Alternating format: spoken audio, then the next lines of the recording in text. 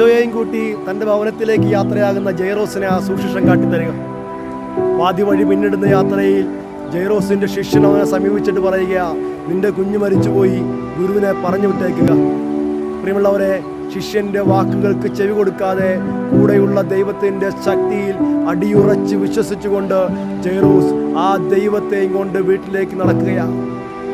വീട്ടിലെത്തുമ്പോൾ gyros കേട്ടത് അലമുറയിട്ട് കരയുന്ന ബന്ധുജനങ്ങളുടെ നിലവിളിയാ. ആ നിലവിളിയിലും ജൈറോസ് പതറിയില്ല. കൂടെയുള്ള ദൈവത്തിൻ്റെ ശക്തിയിൽ അടിയുറച്ച് വിശ്വസിച്ചു.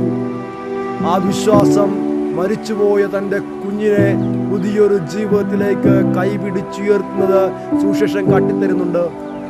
സങ്കീർത്തനം 116:10 പറഞ്ഞു വെക്കുന്ന ഇപ്രകാരമാണ്: ഞാൻ കൊടിയ ദുരിതത്തിൽ അകപ്പെട്ടുവെന്ന് പറഞ്ഞപ്പോഴും ഞാൻ എൻ്റെ വിശ്വാസം കാത്തു സൂക്ഷിച്ചു.